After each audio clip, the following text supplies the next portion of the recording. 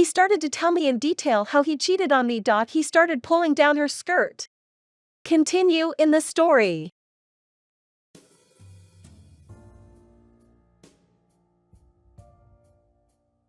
We are both each other's first serious partners. When we entered our relationship, I told her I think people should date a minimum of 3 years before getting engaged. Now we are closing in on that, and my GF has made it explicit she expects me to propose to her during the next year or so.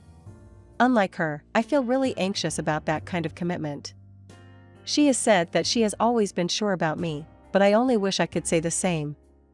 She was the one that first had a crush on me, and all this time I've been the one to hesitate with taking our relationship to the next level. I feel like we moved together too early after like 6 months of dating, because I got an apartment and she didn't feel safe and comfortable where she lived. There are issues in our relationship that I feel I just can't bring up for discussion.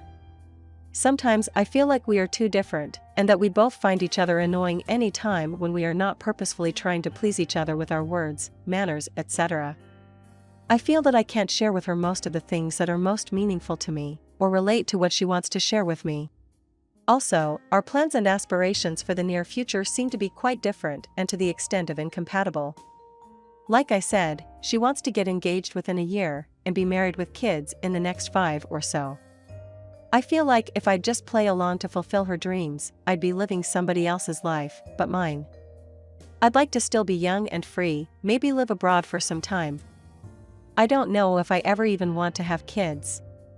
The whole idea of such responsibility just feels really scary, because I feel like I'm just struggling so much to take care of myself at the moment, and that there's more than enough to worry with a household consisting of just the 2 of us. I also often feel emotionally burdened by just being there for her because she is so often sad, worried and crying. I don't want to even imagine how heartbroken she would be if I broke up with her. She has told me she suffers from loneliness, and I know she has very few friends or close family. I'm more outgoing, but I no longer see my friends like I used to, because she wants us to spend time together. Even when I do see my friends, I usually drag her along so she would not have to be alone, but even in a mixed company, she usually ends up bored and feeling like an outsider, and thus I won't have a good time either. I care about her greatly, but I've never been quite sure how much of that is true romantic affection and how much is just empathy for someone you kind of feel responsible taking care of. This is my first serious relationship, so I really have nothing to relate it to. I feel like the clash of our hopes, dreams and feelings is becoming more inevitable by the day, but I don't want to face it in the fear of having to disappoint her and to break her heart. At the same time, I feel like I can't keep living like this, letting her assume I share all her dreams. Honestly, at this point I don't know if there's a future for our relationship, and I would like to have advice on how to deal with this situation in a way that would hopefully be least painful for both of us.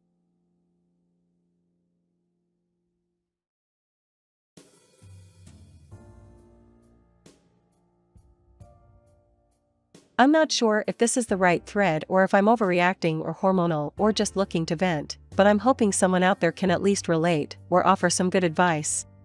I, 28F, and my husband, 28M, moved to another city, far away from our families many years ago. This will be relevant in a minute.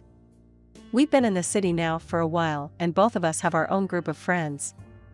My husband is not very social or extroverted, so friendships to him aren't as important, but he still has a few close friends he can turn to. He also has the luxury of those friends being older, some of them with kids, so he has people he can talk to and turn to about things. I am including this to show that this doesn't really affect him like it does me. I currently have a few extremely close friends, some background info to help explain. I've had these friends for many years, one friend for over 20 years, one for almost 10 years and another for close to 5 years, and have been with most of them in previous cities, i.e. our friendships have lasted over multiple moves and decades-ish. I count these friends like family and have told them basically all my secrets, and I know all theirs. We are each other's rocks, so to speak.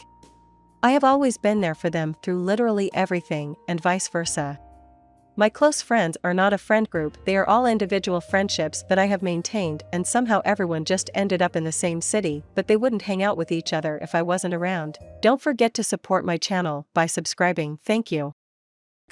My friends are all the same age as me, but in different stages of life, in a sense, and all of them are years, at least 5, away from having kids. This is important to note. Right before I got pregnant, I saw each of my close friends every week. We'd grab dinners in the city, go out for drinks, chat all the time, etc. My pregnancy was a surprise. My husband and I weren't going to start trying for a few more years, as we only just got married this year, been together for 6+ years though. I found out I was pregnant right before my wedding and subsequent honeymoon, so I didn't really notice a change in my friends at first, since I was so busy still planning my wedding and then was in Europe for a month afterward. But when I got back, I sensed the shift. My friends, who didn't really have friend groups of their own, had finally found other friends and were becoming closer to them, something I wanted for them and am happy they found.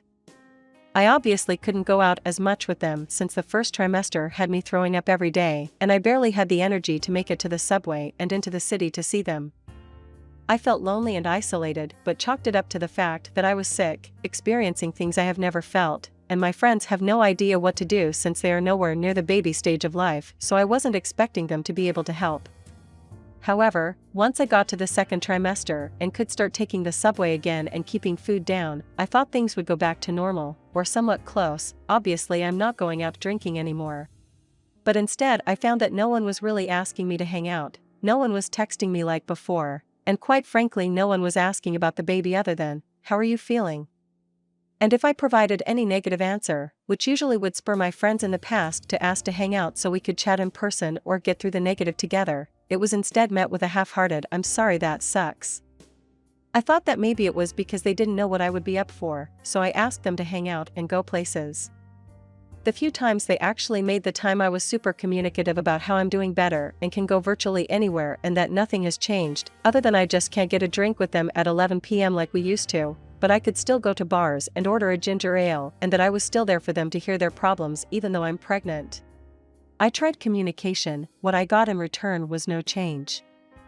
I have now only seen my friends like 2 to 3 times a month, and it's only because I keep asking them to hang out and make plans with them. They barely tried to see me. I know they have new friend groups and new people they are close to and are genuinely busy sometimes, but I feel like I'm being faded out. And before you say, others have made this point to me, well, if they are close to you, why not just tell them you feel faded out? My response to that is twofold.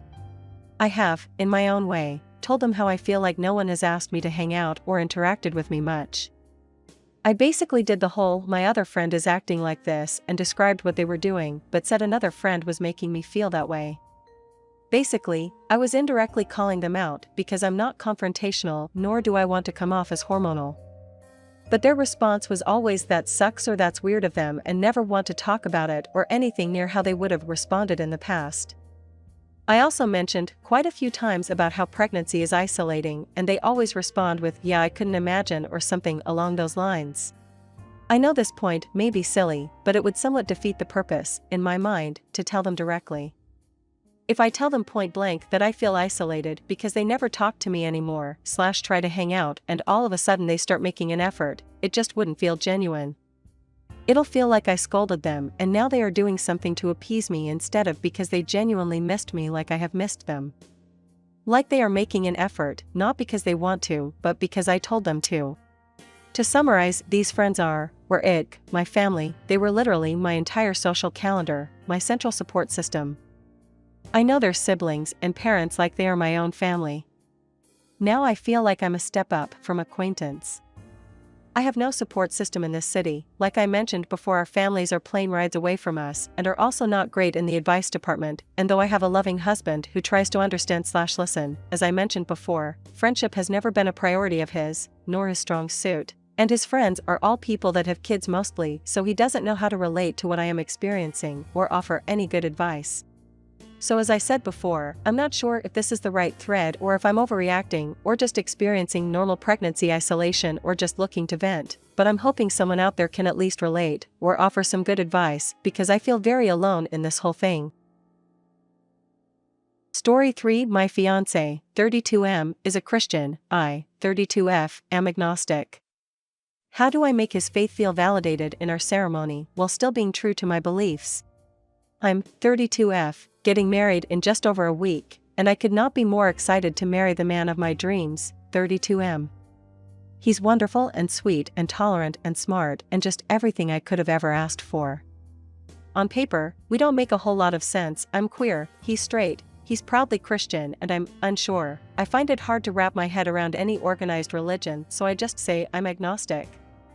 But our different perspectives have never affected us negatively. He's accepting of me, and I'm accepting of him, and honestly, I believe our differences have made our relationship stronger. Despite everything being wonderful between us, he and I have been very stressed with planning and family stuff, so neither of us have been in the best headspace. 2 nights ago, we had yet another family issue that stressed both of us out so badly, we kinda decided to drink about it. Obviously, that's not always a great or healthy tactic, but we figured it's crunch time and we need to blow off some steam. Later that night, apparently we got into a little argument that I don't really remember, but apparently he couldn't sleep. He woke up the next morning tired, hungover and sad, and I woke up a little drunk. I had no idea why he was sad, so I just tried to cheer him up as best I could. I took him to work and was trying to lighten the mood, but I don't think I did a great job. Later that day he texted me very excited, telling me he'd finally gotten the draft of officiant's speech. Despite me being a comedian and having a dozen people I could have asked to officiate, he was adamant that his friend officiate, and with all of the decisions I've made about the wedding, I was happy to give him this one. He said he'd read it and immediately loved it. Hearing that, I was excited too, but mostly because I knew how bad he was feeling. I was just happy knowing he got to read something that brightened his day. He asked me to read it so I could give my notes, so I pulled it up, and I immediately panicked. The very first thing in the script was the giving away of the bride by her father to the groom. First of all, I'm an only child of a now elderly single mother. I had no relationship with my dad growing up, and it's a bit of sore spot for me. I also have a big issue with possessive language that implies I am an object, so that being the first thing I saw in the script, I freaked out. My SO is also very aware of how much of a sore spot that is, so I was surprised to even see it in the script. I would have thought the officiant would have at least asked us about that. But that wasn't the thing that freaked me out the most. Following the intro, right up top, was a very Baptist-style prayer that praised Jesus, asked him to bless our marriage, and requested everyone bow their heads in prayer. Immediately, every heretical hair on my body stood on end. Besides the fact that we're not getting married in a church, I was of the understanding we were having a secular wedding, and I thought we were on the same page about it. At the end of the day, I believe our love is what's important and what should be celebrated on that day, not anything else. I also have a lot of trauma surrounding my experiences with organized religion, so including a prayer to something I don't believe in a ceremony that I assumed was supposed to be solely celebrating us left me blindsided. In my excessively emotional hungover state, I told him in no uncertain terms, did I feel comfortable having a prayer said over me. It felt disingenuous and oddly indoctrinating, and as a non-religious person, I really dislike public displays of faith. I've always thought of religion as being a very private thing. If we were getting married in a church, I would have welcomed the incorporation of religion, because that's par for the course, but we're getting married in an event hall. And on top of that, 80% of the attendees are either non-religious or not Christian, so it adds another layer of cringe to having a prayer in our wedding. Of course, his favorite part of the script was the prayer, and he very much wanted to put his foot down and demand we have the prayer, but as it stands right now, I just can't wrap my head around having someone say a Christian prayer for me in front of a room of people I know and love who also know I don't believe in that. All in all, I reacted very poorly to the script and I feel just awful about it because I know how much he loved it. I felt there was no part of me in that script and it felt like he was the only person really represented. I felt erased, like I'm supposed to cease being me and become just a rib instead, so to speak. I know his faith means a lot to him and of course I never want to take that away. I also know that he doesn't see me as property, we're partners in everything, but with the prayer, the father of the bride comment, and the other vaguely misogynistic overtones, I really hated the initial draft. He relented, and said we didn't have to do the prayer, but I can tell he's really bummed about it.